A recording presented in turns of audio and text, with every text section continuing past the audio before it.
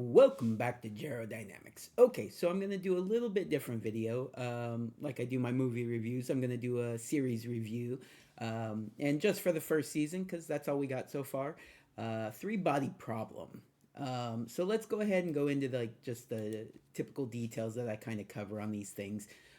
First of all, this was created by David Benioff and D.B. Weiss, along with Alexander Wu, well known for Game of Thrones, doing the Game of Thrones series for HBO, where it was a really strong series in the beginning, large part because they had the source material.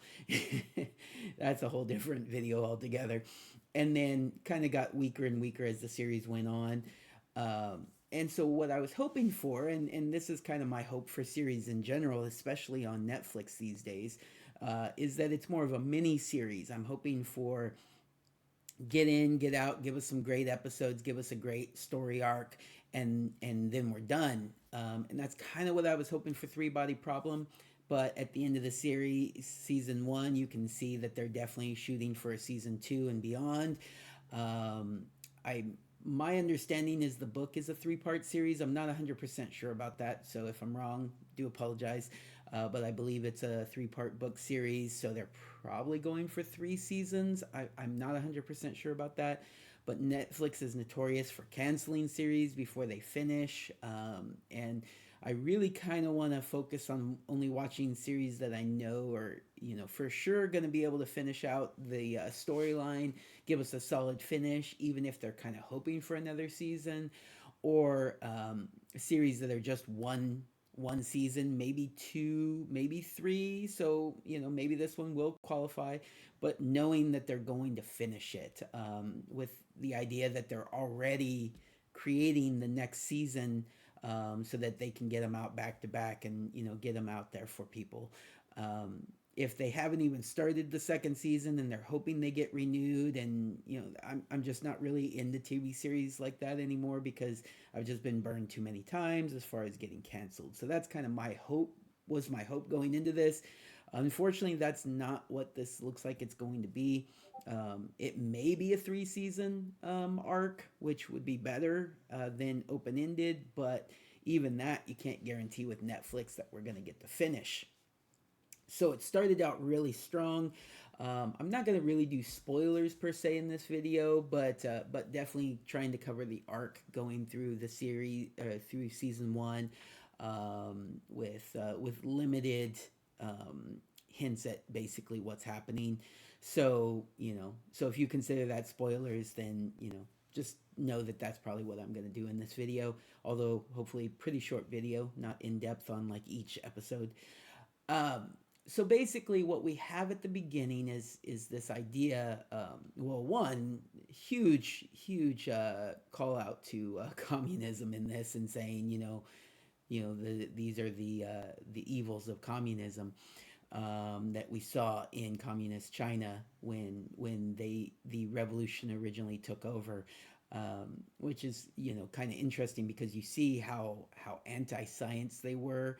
They were both anti-science and anti-religion, at the beginning, and continuing on kind of to this day, although less anti-science these days, but definitely still anti-religion.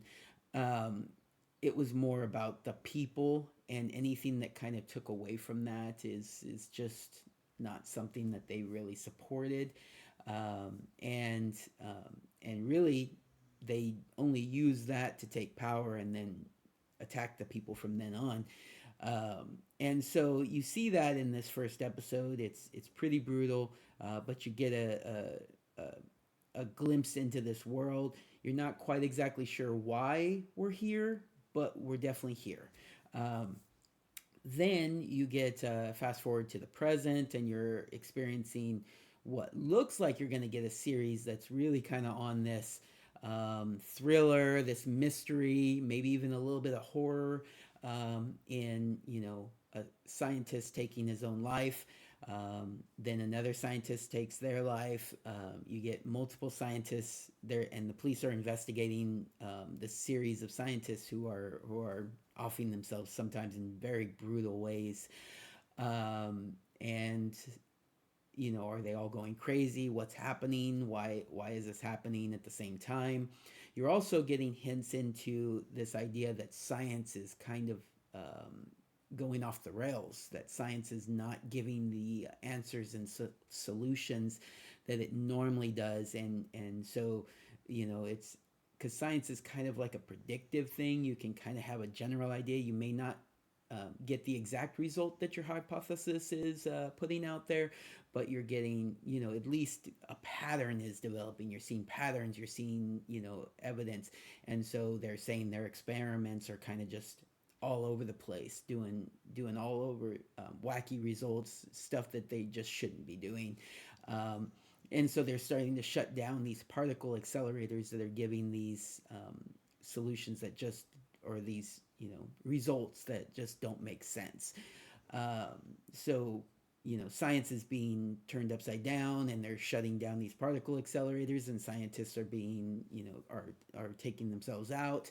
And it's just super interesting. And I just was going into this gung ho because I didn't read the books. I don't know. I had no clue what we were getting ourselves into.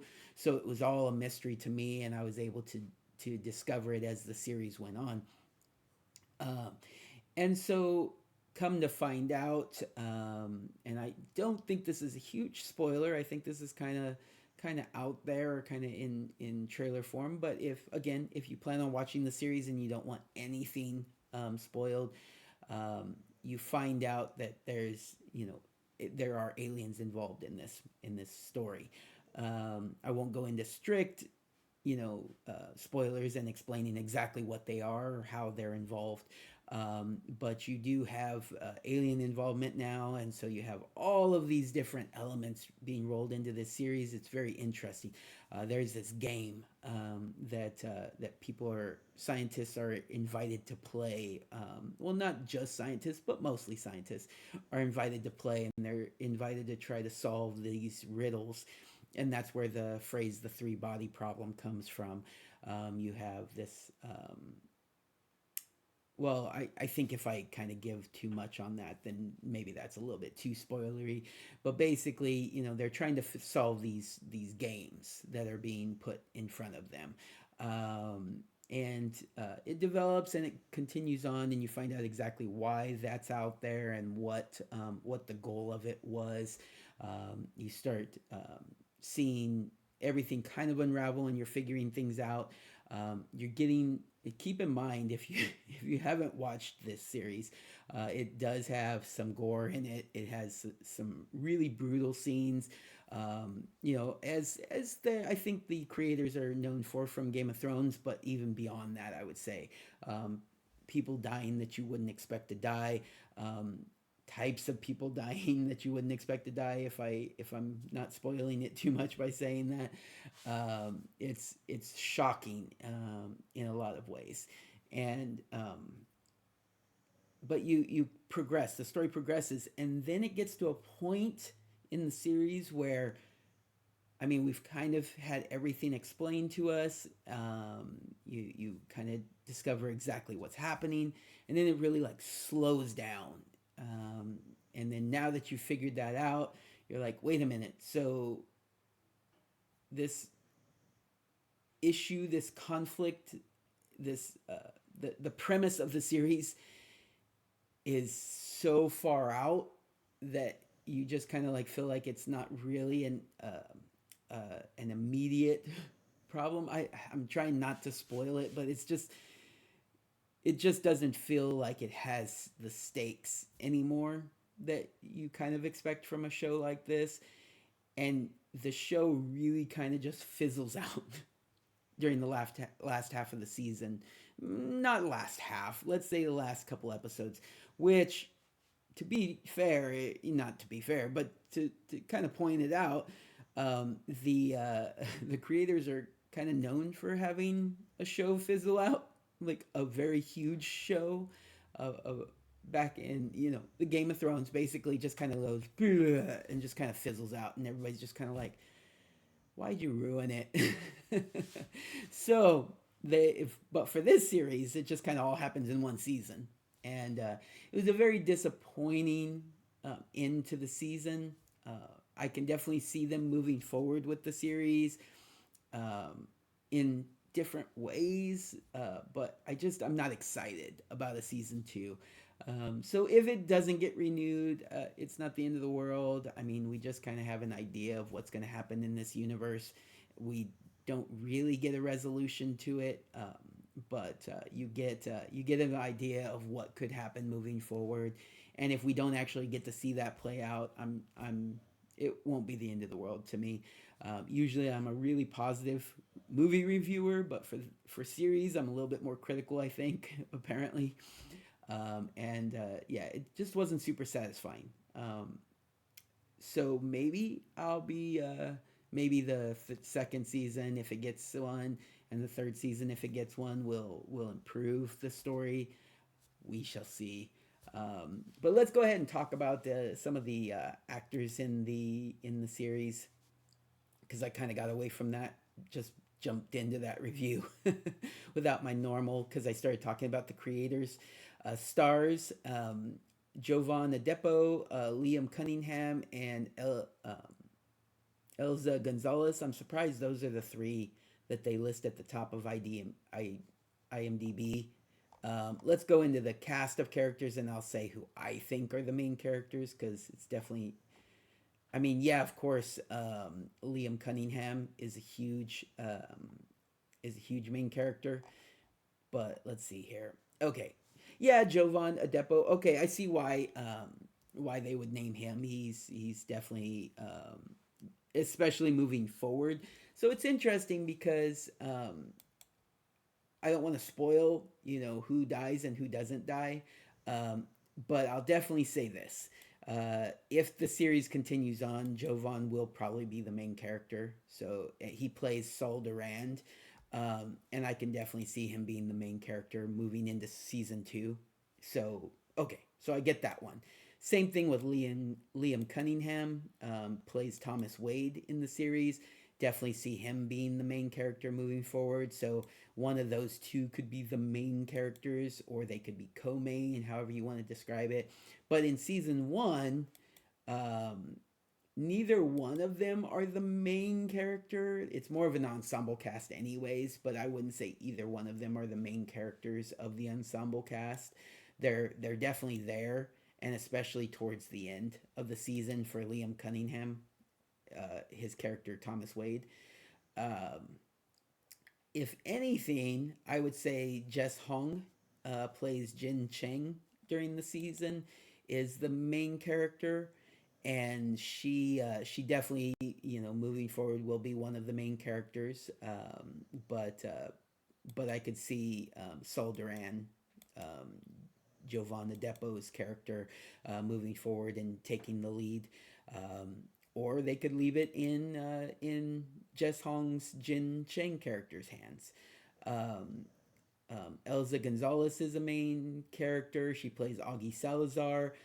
I think early on, especially, but throughout the whole first season, Benedict Wong's character, Dashi. Is that right? He's a police officer, kind of, during the series. Kind of changes his role a little bit during the season, but I would say he's one of the main characters. I look forward to seeing more from him. He's one of my favorite actors, so I appreciate him being in this series. By the way, Liam Cunningham was from Game of Thrones, but I think maybe he's the only one. Let me look more through the cast here. Um, Another main character is Marlo Kelly. Is that her name? She plays Tatiana. Kind of start.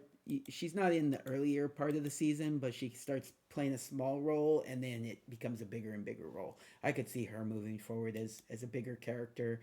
Um, Will Downing was a big character during the season, played by Alex Sharp. Sofan um, is kind of similar to Tatiana, not really in the beginning part of the series so much, but ends up becoming a bigger character. Um, um, Yi Wenji, played by Rosalind Chow, is more of a big character from the beginning, and a little bit of a surprise who she is, but not really. I kind of predicted it, but I think you find out in the first or second episode anyway. So, ooh, I predicted it. They tell you pretty soon, pretty early on. Let's see, who else do we have here? Raj Varma, played by Samir Usmani. Again, starts out slow, doesn't start out as one of the main characters, but we start seeing more and more from him later on in the series. Um, Jonathan Price is one of the bigger actors. Also, Jonathan Price, I'm pretty sure came from Game of Thrones, right? He was the one of the one of the religious leaders in Game of Thrones, I believe. The religious leader, the main person, I think. Let me confirm. Let's see. Game of Thrones, Game of Thrones, Game of Thrones. There he is. Yep, High Sparrow. That's right. That's who he played. So the leader of the religious order. Um, Jared Monaco played Collins. You see him a couple times during the first season. Um, John Bradley. Oh yeah, yeah. I was right. I thought so. I thought there were more people from Game of Thrones. I don't know why I questioned that. Yes, John Bradley, also from Game of Thrones, plays Jack Rooney. Bigger character in the earlier part of the season than the later part. Um, we have. I think that kind of actually gives a little bit of a spoiler, so I won't say that. John Daglish plays Felix. Stephen Rahman Hughes plays Anwar Suleiman. Um, Adrian Edmondson plays Dennis Porlock. Um, um, so yeah, yeah. So it's more of like an ensemble cast, but definitely focusing on different characters throughout the season. And I can see different characters becoming the main character moving forward into season two. Basically, I think that you get some really good acting. You get some mediocre acting from some of the characters, but nothing like terrible. There is nobody that I would just say, you know what, that was not good. Um, and some are better than others, obviously. Um, I appreciated the Game of Thrones castings. Some of them play a bigger role than others, but I appreciated them all. Um, okay, so let me see here. What else are we gonna say about this? Um, I don't know if we have season two lined up yet. If it comes out, I'll watch it just because I kind of want to finish up. I'm notorious for I'll finish a series even if it's not the greatest. Let's see, like some of the series that I finished watching to completion was La Brea. That was not great. It was never a great series, but I started watching it and I was gonna finish it. Um, Oh, let's see. Well, we'll leave it at that. La Brea, if you ever get a chance to watch it, it does finish. So it's one of those series that they did say, you know what, we're gonna end this one, guys. We'll give you one more season. Finish it. Wrap it up. The newest Quantum Leap series, you could I honestly, the way it ended was good enough. It was more of a way to end the series than some series. But you were hoping for another season. They canceled that. That's done. They didn't give them a chance to really wrap it up. But I felt like the ending, that the way it ended on, was good enough. This series, if it ends good enough, not not great. It kind of fizzled out, like I said. Um, but if we don't get a second season, I won't cry about it. And if we do, I'll watch it. I'll give it a chance. We'll see where it goes. Overall, though, eh, eh. If you want to try to watch it, it's real science heavy, and I do enjoy that, but it's not for everybody. I didn't watch this whole season with my girlfriend. Sometimes she really wants me to save something and we'll watch it together. This one, she watched it a little bit here and there, but it wasn't something where she's like, man, I gotta really watch this one. It was way too science heavy for her. So if you're not into science, if you're not into like that kind of thing, maybe it's not really for you. I was super pulled in at the very beginning. Like I said, fizzled out on it, but I was really into the science heavy aspects of it. And yeah. All right, everybody. Hopefully that was a good enough review. I think I'm rambling at this point. I will let you go. Everybody, take care. Have a good one.